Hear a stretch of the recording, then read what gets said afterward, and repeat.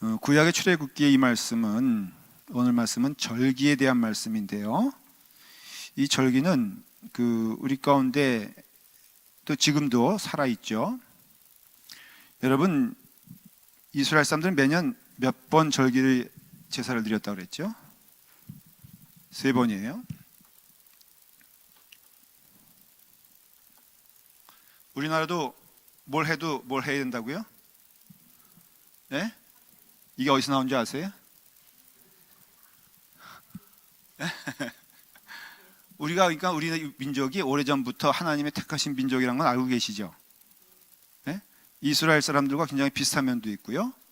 그 다음에 애국가의 하나님의 보호하사는 그 하나님이에요, 저 하나님이에요? 혹시 여러분 아세요? 하나님이에요? 하나님이 보호하사인가요? 자, 하나님이에요? 하느님이에요? 하느님이에요? 공식적으로는? 그럼 비공식은 뭐예요, 그럼? 그러니까 우리 기독교인들은 하나님이라고 부르고 불교인들은 하느님이라고 부르나요? 아, 그래요? 아마 제 기억에는 원래는 하나님이었는데 남군진 집사님 아니에요? 뭐 알고 얘기하는 거예요 지금? 얘기해 보세요 그러면.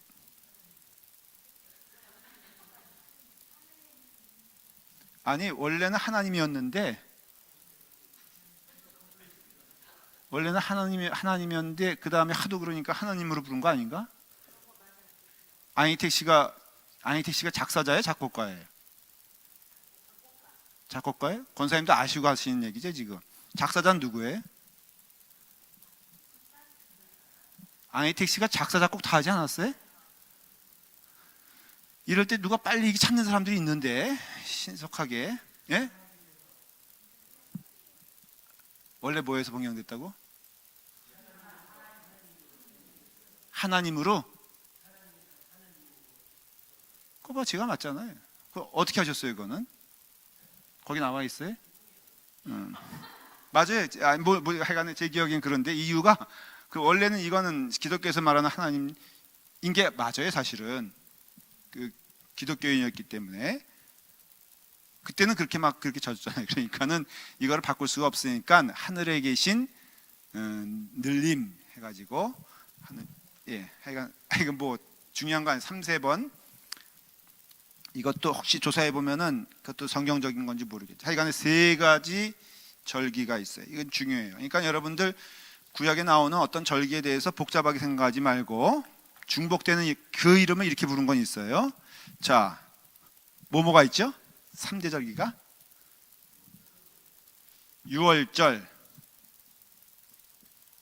유월절을 또 다른 말로는 뭐라 그럴까? 무교절. 그 다음에는 맥추절. 그래서 이 맥주절은 어떤 분은 새신자인가 와가지고는 야, 교회에서도 맥주 해 먹나 보다 그래가지고 맥주절. 그 맥이 맥자예요? 맞아요. 예, 맞아요. 추자는 무슨 추자일까? 추노 추자인가? 그렇죠? 이건 뭐겠어요? 예? 보리추수는 대강 어딘지 여러분들 혹시 아십니까? 요 6월절도 무교절이에요. 이것도 사실은 이 모든 것들은요 추수와 관계가 있는 건 맞아요. 여기는 이제 맨 끝에는 뭐였죠? 이건 언젠가요? 계절적으로 6월이요? 아, 이건 일일이 설명해야 돼요. 여러분들에게 참 유화적이에요. 이 6월절이 그 6월절이 아닌 거 알고 있죠? 그러면 어떻게 돼요? 6월절이 돼야지.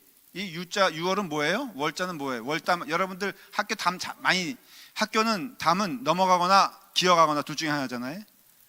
그러니까 월자. 이건 뭘까? 저도 몰라요. 자, 그러니까 요거는 언제냐면은 예수님이 언제 돌아가셨어요? 대강 생각해 보면 나오죠. 고난 주간이 언제죠? 2월, 3월, 4월. 3, 4월이죠. 그렇죠? 그러니까 대강 4월은 안 넘어간단 말이에요. 6월절은 3월 정도가 돼요. 맥주절은 6월에서 7월 되겠죠. 뭐 보리 추수가 그러니까 요거는 9월에서 10월. 우리가 생각하는 추수감사절은 다 요때예요. 자, 이렇습니다. 그러니까 오늘 여러분들과 나눌 말씀은 이 절기를 이제 배우는 건데, 오늘 14절에 보니까는 뭐라고 되어 있냐면은 너는 매년 3차 내게 절기를 지킬지니라, 이렇게 되어 있어요. 너는 누구는 말하면 이스라엘 사람들을 가리켜요. 이스라엘 사람들을 가리키는데 17절에 뭐라고 되어 있어요? 내 모든 남자는 매년 3번씩 주 여호와께 보일지니라 그랬죠. 그러니까 이스라엘의 성인된 사람은 반드시 몇 번 제사를 드려야 됐어요? 3번이에요. 예수님 당시는 그곳이 어느 곳이었어요? 예루살렘이었어요. 그래서 예수님이 매년 3번씩 올라간 것을 볼 수가 있어요. 그래서 이스라엘 사람들은 그 제사의 규정을 3번에 걸쳐서 드리게 되어 있습니다. 4월과 5월은 말씀드린 대로 이 보리, 그 다음에 또 뭐가 있냐면은 그 밀가루 만들 때 밀 있죠. 이것도 여기에요, 여기에요? 예? 여기에. 저는 잘 몰라요. 여기 농사 지신 분 계세요? 이 보리와 밀은 특징이 찬 음식이래요. 맞나? 맞아요? 제가 틀린 거 아니죠? 그래서 특성이 찬 음식이래요. 이게 무슨 뜻인지는 제가 잘 몰라요. 그러나요?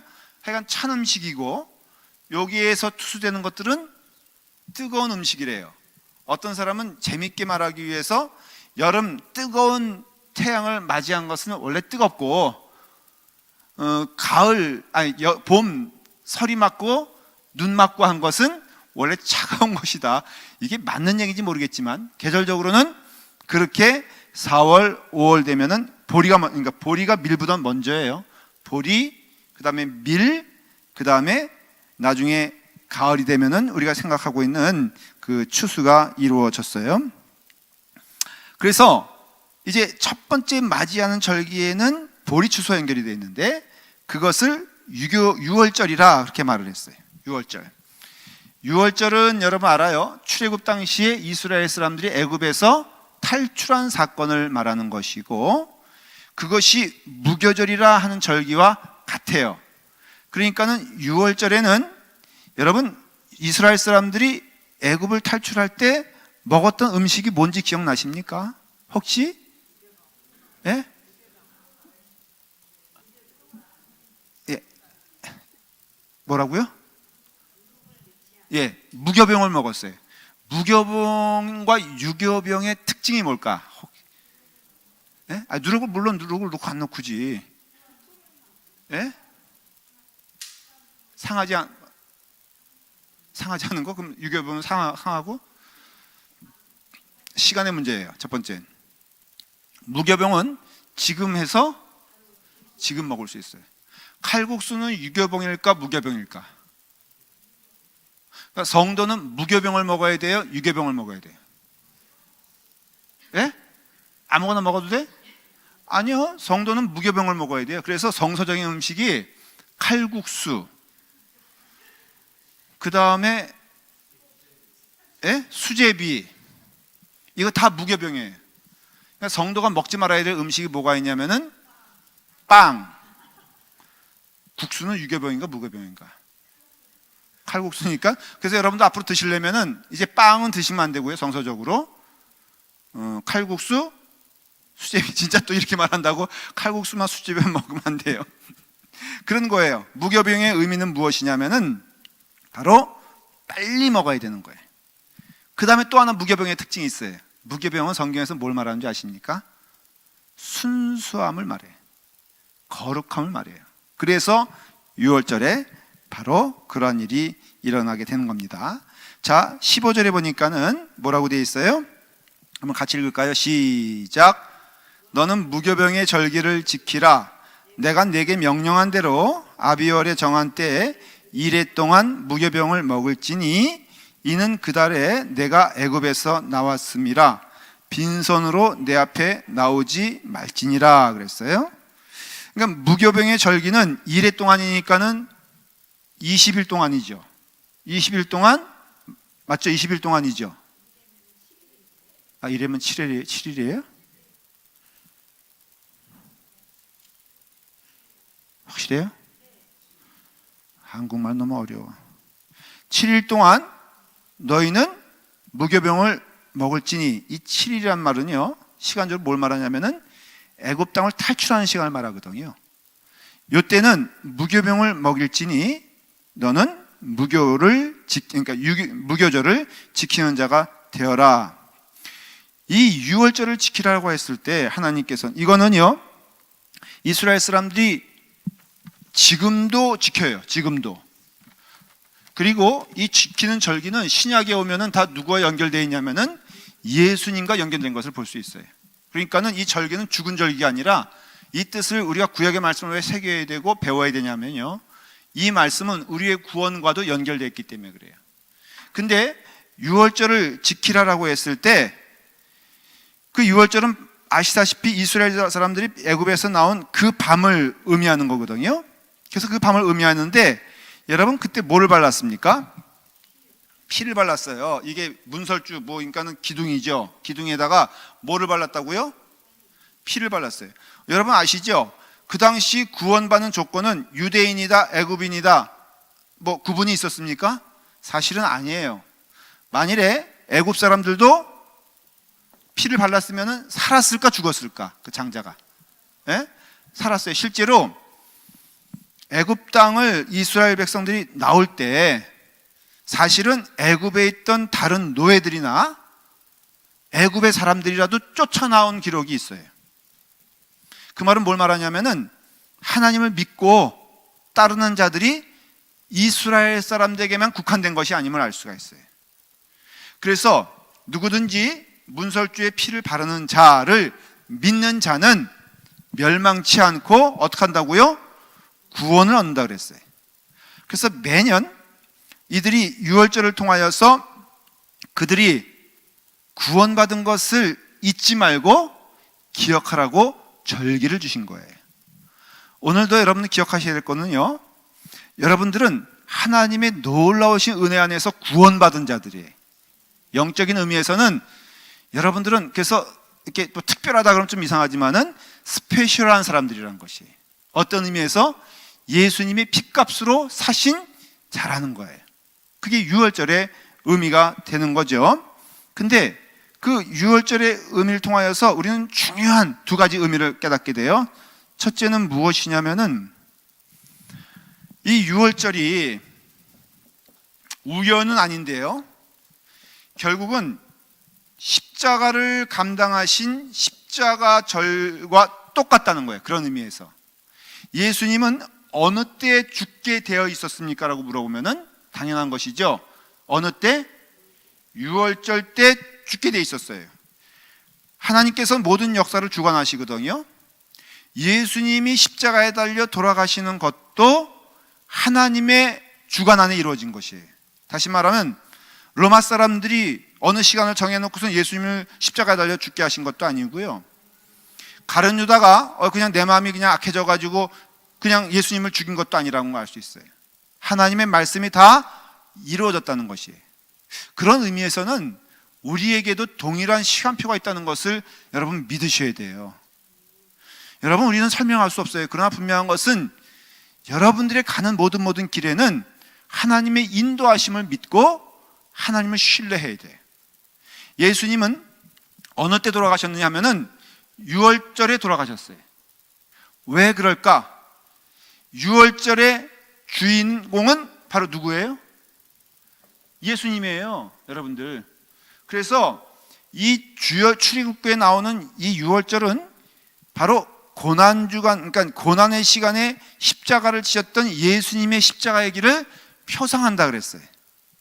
그래서 이 유월절에 왜 예수님이 돌아가셨냐 하면은, 이 출애굽의 유월절의 사건은 어린 양의 피거든요. 이 어린 양의 피로 인하여서 예수님께서 죽으심으로 그때 일어난 사건이 뭐냐면은 예수님의 피 흘림을 통해서 우리가 하나님과 화목하게 되었다는, 이게 중요한 거예요. 예수님의 피 흘림으로써 우리에게 임한 사건이 뭐냐면은 하나님이 우리 하나님이 되시고 우리 아버지가 되시고 우리의 주인이 되시고 우리와 하나님과는 하나가 된 사건이 바로 유월절 사건이에요. 그 히브리서에 보면은 우리 지난 수요일에도 배웠죠. 여러분, 십자가에 달려 돌아가시는 예수님의 십자가의 피 흘림이 있는 동시에 뭐가 찢어졌다 그랬죠? 휘장이 찢어졌다 그랬어요. 이 휘장이 찢어진 사건, 이게 이제 제단이잖아요. 우리 여기 있고, 그러면은 그 히브리, 그러니까 그때 유대로, 그러니까 구약 시대로 말하면 여기 뭐가 쳐져 있냐면은 휘장이 쳐졌단 말이에요. 이거는 하나님과 우리가 가까이 할 수 없음을 말해주는 거예요.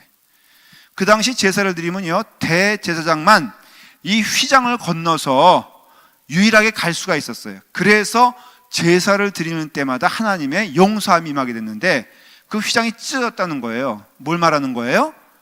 하나님과 우리가 화목하게 되었다는 증거가 되는 거예요. 여러분들이 지금 이 시간에 하나님께 찬양할 수 있는 것도 화목하기 때문에 찬양하는 거예요. 내가 기도할 수 있는 것도 하나님과 화목하기 때문에 기도하는 거예요. 근데 이것이 그냥 이루어진 것이 아니라 예수 그리스도의 핏값으로 사신 축복이요 열매라는 것이에요. 그러니까 유월절의 특징은요, 자, 유월절은 바로 뭘 말하냐면은 그 그러니까 피 흘림을 통하여서 하나님의 심판의 임재와 하나님의 진노의 칼이 멈추는 장소가 되는 거예요. 어디서? 여기서. 그래서 이스라엘 사람들은 살았어요, 못 살았어요? 살았죠. 유월절이 주는 의미는 뭘 말하냐면은 누구든지 유월절에 하나님께 제사를 드리는 자마다 그는 구원받은 자가 되는 것을 의미하는 거예요. 하나님께서 인간이 구원받을 수 있는 유일한 통로로 선행을 얘기한 적이 없어요. 여러분들이 착해져 가지고 구원받는다 안 받는다, 착해져서 구원받는 역사는 없어요. 여러분들이 착한 행위로 하나님께 구원을 요구할 수 없어요. 오직 하나 있다면은 구약시대 때는 뭘 함으로써? 실제 일어난 사건이 뭐예요? 제사를 드림으로써. 이스라엘 사람들이 하나님 앞에서 구원의 은혜를 경험하는 유일한 시간은 뭐였냐면은 내가 제사를 드리는 그때에 하나님이 그 피 흘림을 보고선 그의 죄를 용서해 주셨다 그랬어요.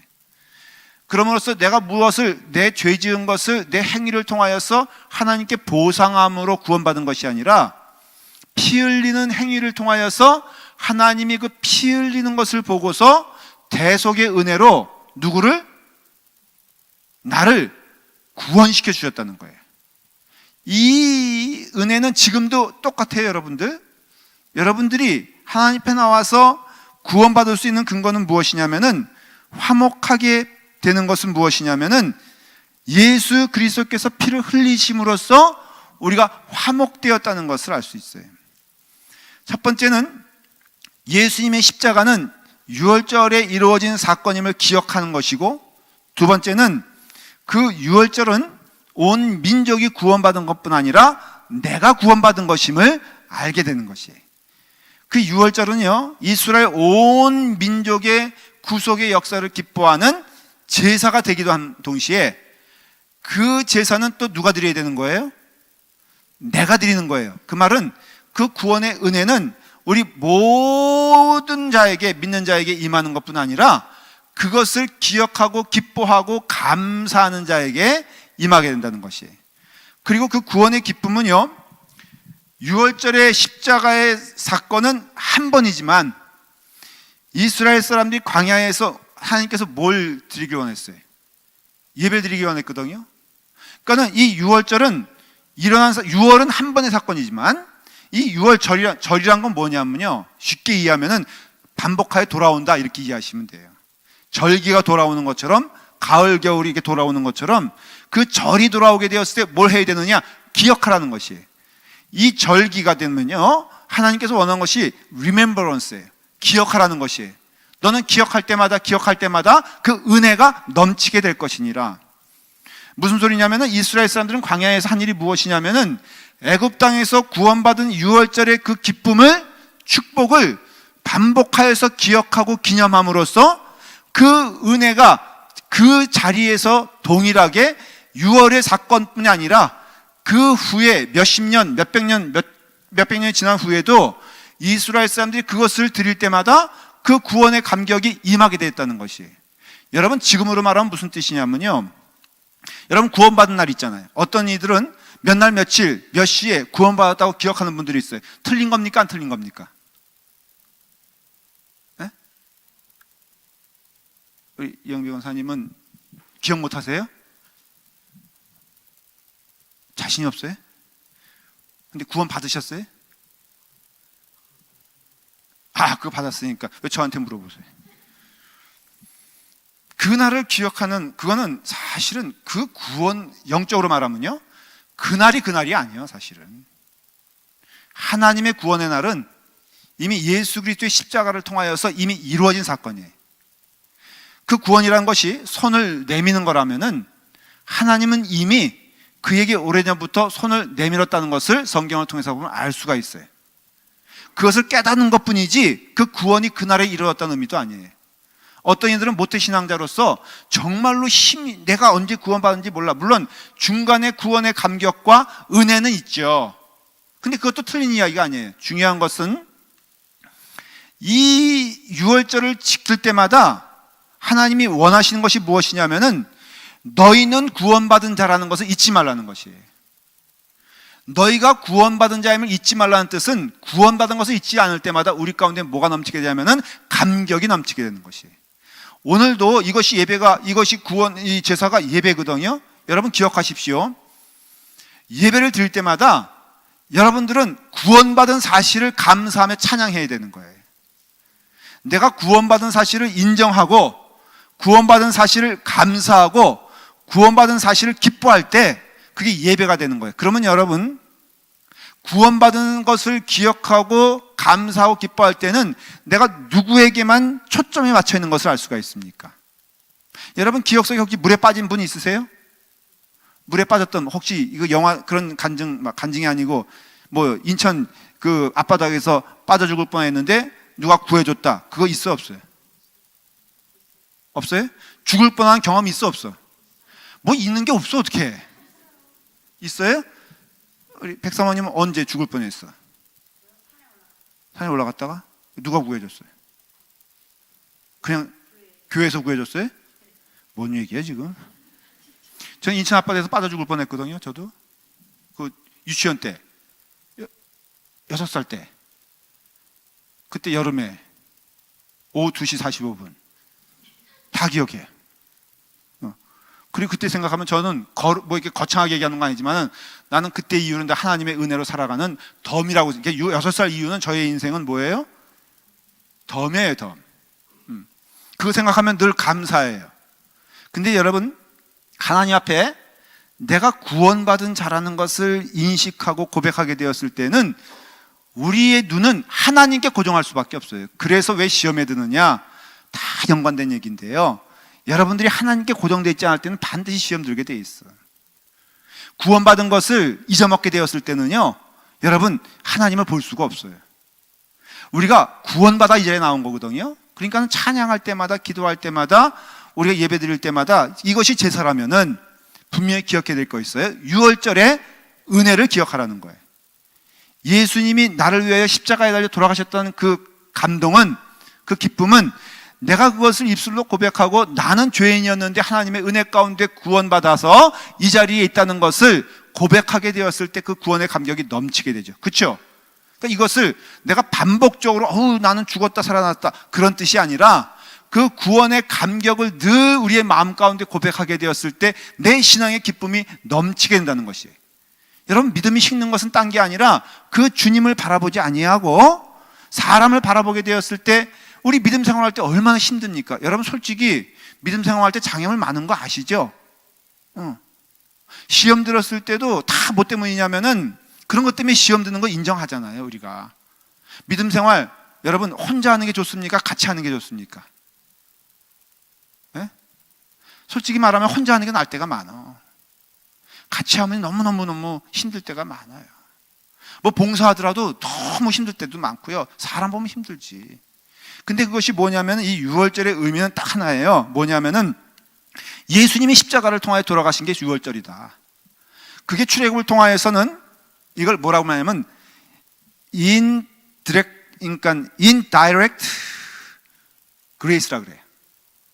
유월절은 하나님이 어떻게 보면은 약간의 그림으로 말하면 추상화적인 은혜예요. 근데 이것이 구체적인 정물화 같이 아니면 사실화 같은 것이 예수 그리스도의 십자가의 사건이에요. 그러니까는 유월절은 표상이고 예수 그리스도의 십자가는 사실인 거예요.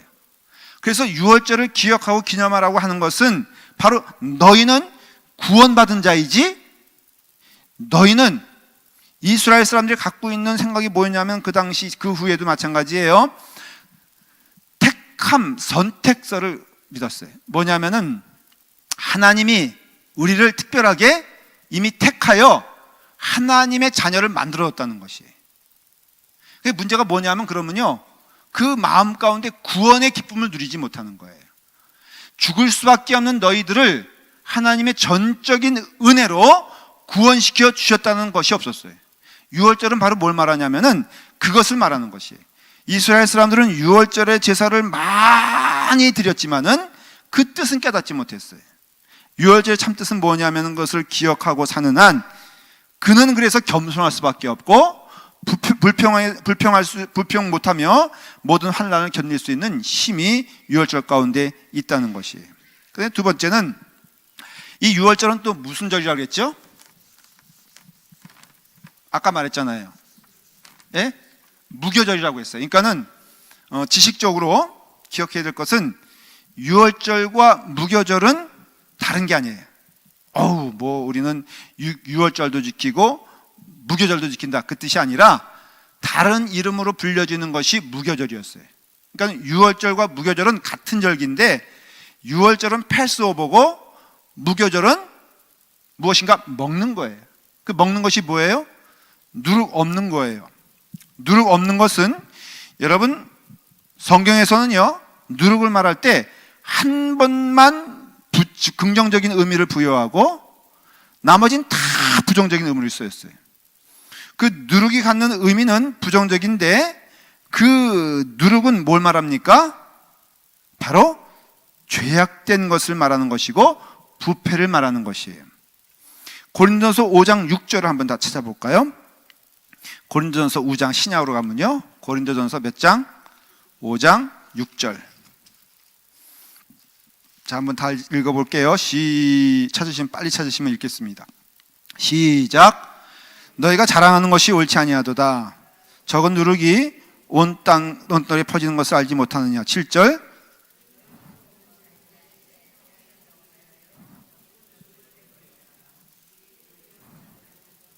8절. 이러므로 우리가 명절을 지키되 묵은 누룩으로 하지 말고 악하고 악의에 찬 누룩을 하지 말고 누룩 없이 오직 순전함과 진실함의 떡으로 하자 그랬잖아요. 그렇죠? 그러니까 무교병은 고린도 전서의 이 말씀을 통해서 해석하면은 무슨 떡이냐면은 순전함과 진실함의 떡이래. 이게 그 뜻의 의미예요. 무교절에 먹는 무교병은 뭐라고요? 진실함과 순전함이죠. 순전함은 한 마음을 의미하고 진실함은 진실한 자세를 의미하는 거예요. 이거는 기독교인은 뭐를 말하냐면요, 성화를 의미하는 것이고 깨끗한 것을 의미하는 것이고 죄를 기뻐하지 않는 것을 의미하는 것이에요. 여러분 보십시오. 신자의 기쁨이란 게 있잖아요. 기쁨이 있는데 이 신자의 기쁨이란 것은요, 구원받은 후에 임하는 축복이에요. 여러분 예수 그리스도 믿어서 기쁩니까? 아니면 괴롭다 그럴까? 물어볼게요. 예수 믿어서 즐겁습니까? 괴롭습니까? 예? 어떤 분들은 물어봐요. 목사님, 얼마나 목회가 힘드신가요? 그 질문이 잘못돼서 잘 됐어요. 어때요? 권사님도 목사님이시잖아요. 예. 힘들어 안 힘들어요? 안 힘들어요? 저한테 다시는 목사님 목회가 힘드십니까? 라고 물어보지 마세요. 이제 대답하는 것도 힘들어. 제가 알아서 기뻐할 테니까는 여러분 목회가 힘드냐고 물어보지 마세요. 장로님들에게 제발 장로님 얼마나 장로님이 하려면은 힘드세요라고 누가 물어본다고 하십시다. 장로님들 힘들어 안 힘들어? 이상호 나누님 힘들어 안 힘들어? 최종호 나누님 힘들어 안 힘들어? 힘들 것도 없어요? 아무 생각이 없는 거예요? 여러분 힘들어요? 안 힘들어야 돼요. 안 힘들어요. 그렇죠? 권사님 힘들어요? 뭐 교회 일이 힘들어요? 가만히 보면요, 우리가 예수 그리스도 믿어 주님의 은혜 안에서 신자의 기쁨이 있는 것을 우리는 인정해야 돼. 근데 그것은 뭐냐면은 다른 것이 아니라 예수님과 함께 동행하는 그 길이 기쁜 거예요. 여러분 믿음의 행위를요 자꾸 우리가 오해하는데 이것 좀 기억하셔야 돼요. 우리는 믿음의 행위를 예를 들어서 뭐 말씀 많이 아는 것, 그렇죠? 우리가 흔히 생각하잖아요. 또 기도 유창하게 하는 것, 이거 생각하잖아요. 이런 것들을 그 다음에 뭐 예를 들어서 기도의 열매로 방언 받고, 뭐 어떤 이들은 뭐 체험도 하고. 여러분 이것 좀 하나 기억해 드릴게요. 우리가 기도 방언도 받고, 방언 받은 분들 잘 기억하세요. 매번 방언이 나와야지 기도입니까? 자, 방언을 받았어 내가. 근데 이런 강박관념이 있다는 거예요. 잘 들으세요. 내가 방언을 받았으면은 매번 기도할 때마다 방언이 나와야 돼요. 방언 누가 주시는 줄 아세요? 내가 하는 게 방언이 아니에요. 방언은 주셔야 되는 거예요. 그러니까 그런 의미에서 내가 방언할 때도 있죠. 그러나 방언하지 못할 때 그 기도는 멈춘 기도요? 막힌 기도입니까? 근데 그렇게 생각하잖아요. 그래서 방언 받았다고 하십시다. 예를 들어서 가짜 방언도 많어. 그러니까 여러분 너무 그런 거 이렇게 탐하거나 현혹되지 마세요. 근데 설사 받았다고 해도 그 사람 마음 가운데 늘 내가 하는 기도는 방언이어야 된다고 생각하는 사람들이 있어.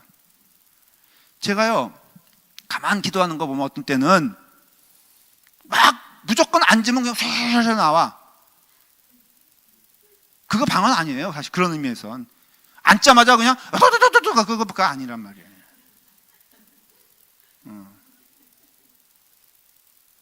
주실 때가 있어요. 사도 바울도 인정하잖아요. 자기가 누굴 위해서 기도할 때는 낫더니 내가 날 위해서 기도하니까는 안 낫는 거에서 당황하지 아니하고 내게 임한 영광 하나님의 은혜가 넘친다 그랬어요. 여러분 예언도 그냥 말씀드릴게요. 여러분 잘 들으십시오. 99% 예언 다 가짜예요.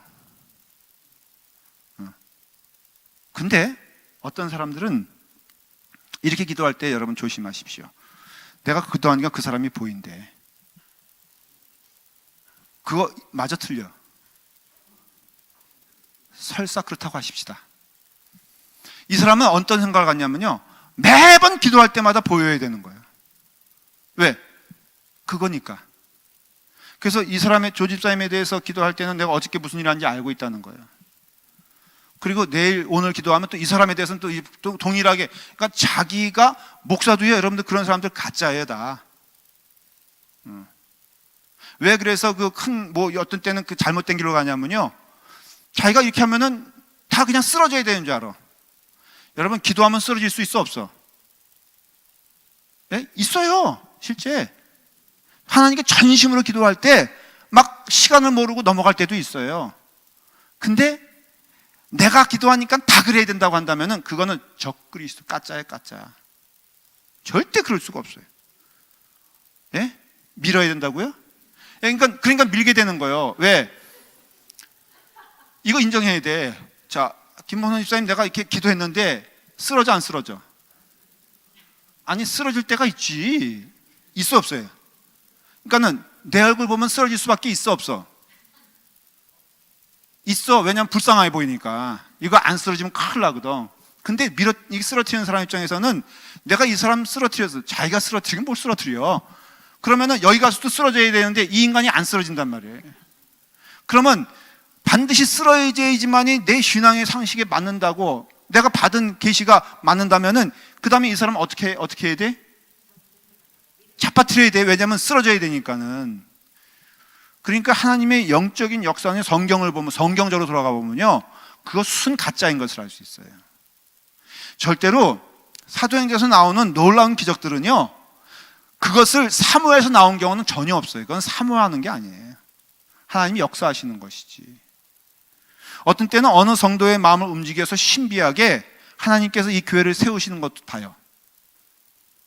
근데 그렇게 세워졌다 그래도 다음에 또 똑같이 세워지는 역사가 일어난 것이 아님을 알 수가 있어요. 그럼 그게 틀린 것이냐? 그게 맞는 거예요. 그게 맞는 거예요. 그러니까 우리에게 있어서 신앙의 행위는 이런 것들이 아니라, 하나님과 동행하는 은혜의 길은 뭘 통해서 이루어지게 되냐면은, 하나님과 걸어가는 축복의 길이, 하나님의 축복된 길인 게 뭐냐면은 성화라는 거예요. 말한 대로 여기 뭐라고요? 두 가지라 그랬죠? 하나는 뭐라고요? 진실함과 하나는 순전함이에요. 이게 표현하자면은 믿음의 행위고, 이게 믿음의 행위는요, 여러분들이 하나님 앞에서 거룩하고자 하는 진실한 마음이 믿음의 행위가 되는 거예요. 왜? 하나님을 믿으면 그렇게 할 수밖에 없으니까. 이해가 되세요? 여러분 좋아했던 사람들 있잖아요. 옛날에 결혼하기 전에 뜨거운 마음으로 좋아했던 사람 있죠? 있어 없어? 있죠?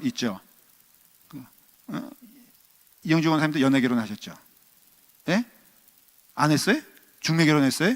그럼 연애 결혼한 사람이 누가 있나? 이승옥 권사님 연애 결혼하셨어요? 다 중매에 연애, 누군지 연애라고 한번 해보세요. 그러면 그 사람만 앞에 서면은 그 사람만 보이고 의식할 때가 있죠. 그러면 분명히 태도가 달라져요. 제가 중고등학교 때 교회 안에서는 그 교회당이 연애당이라고 했잖아요. 여러분 교회당이 연애당인 거에 대해서 동의하십니까? 그거 옳은 거예요? 나쁜 거예요? 예? 다 교회에서 했잖아. 우리 정미애 집사님도 결혼 어디서 했어? 교회에서 했지? 절에서 했어요? 그러니까는 교회당이 연애당인 거는 그렇게 나쁜 게 아니에요. 그런데 우리 고등학교 요즘 애들은 너무 애들이 이제 세상적이 돼가지고 설렘이 없다 그래요. 근데 우리 때만 하더라도, 저는 그러지 않았는데 제 고등부 때 기억해 보면요, 교회에 있더라도 그냥 흐리멍텅한 눈으로 있다가 그 여학생만 나타나면 갑자기 달라지는 것을 봐. 저만 하더라도 내가 그렇게 깨끗한 사람이 아닌데 내 마음 가운데 품고 있는 연인이 생긴 다음에 내가 아주 깨끗해진 것을 봐요. 향수도 막 찍어 바르고 그랬던 거 기억이 나요. 근데 그 사람만 나타나면 내 행동이 엄청 틀려져요. 그게 바로 뭐냐면은 성화라는 거예요. 성화라는 거. 우리가 하나님을 고백하고 하나님을 의식하고 하나님과 함께 간다고 믿는다면은 거룩하지 않으면 안 되는 거예요. 만약에 여러분들의 삶이 거룩함과 반대인 거짓말로 가득했다면은 누구를 능멸하는 거예요? 사실은 하나님을 능멸하는 거예요. 저는 목사잖아요. 목사도 요즘 하도 제가 어디 가서 목사라 그러면은 요즘 명함 내밀기도 좀 이렇게 그럴 때가 있어. 근데 적어도 목사라면 기억해야 될 것은 하나님 앞에서 정직한 자가 되기 때문에 진실해야 되는 거예요. 거짓말하면 안 돼요. 성도라고 했을 때 그 성도가 주는 의미는 무엇이냐면은 거룩한 자가 되는 거예요. 그래서 오늘 이 말씀, 그러니까 이 6월절에 대한 말씀을 마치고 이제 끝나게 되는데요. 기억해야 될 것, 하나님의 능력과 영광은 6월절을 지킴으로써 임하게 되는 것인데, 그것은 예수 그리스도의 보혈의 피로 구원받았음을 어떻게 한다고요? 절은 무슨 뜻이라 그랬죠? 다시 돌아온다, 반복하여 지켜진다, 이런 것이거든요. 반복하여 지켜야 될 것이 뭐냐면은 나는 구원받은 자임을 잊지 말라는 거예요. 하나님의 은혜로 구원받은 자임을 잊지 말고, 은혜로 구원받은 것을 잊지 않게 되었을 때 우리는 그 기쁨을 누리게 된다는 것이에요. 여러분은 어떤 자예요? 은혜 받은 자예요. 그럼으로써 하는 헌신도 그 기쁨으로 이루어지는 것이지 조건이 아니에요. 두 번째는 우리의 믿음의 행위인데요, 6월절을 통하여서 그가 보혈의 피로 깨끗한 자가 되게 되었을 때 그 무교병으로 그의 음식을 삼는다는 것은 뭘 말하냐면은 순전함과 진실함으로 하나님께 나가게 되었을 때 그에게는 하나님의 임재가 경험되어진다는 것이에요. 여러분, 하나님의 은혜 가운데 걸어가는 길은 바로 이거예요. 여러분들이 하나님의 능력을 체험하기 원하십니까? 거룩한 자가 되길 기뻐하고 하나님의 뜻 가운데 순종하길 기뻐해 보십시오. 우리는 하나님의 놀라우신 은혜를 체험하게 될 것입니다. 하나님 어디 계시나 질문하게 되잖아요. 여러분, 우리가 무교병으로 하나님께 나가게 되었을 때 하나님은 어디 계시다 물어볼 틈이 없어요. 왜? 여기 계시니까. 여러분, 구원받은 사실을 기뻐하며 즐거워하며 감사하게 되었을 때 우리는 하나님의 영광을 볼 것을 믿기 때문에 여러분, 하나님은 멀리 계신 분이 아니요 우리 함께 하신 분이라면은 이것을 기억하시기 바랍니다. 거룩한 자로 제사 드리는 자가 되게 하시고 우리의 삶이 순전함과 진실함으로 하나님께 나가게 되었을 때 하나님께서 우리와 함께 하심을 우리가 체험하게 될 것을 믿습니다. 우리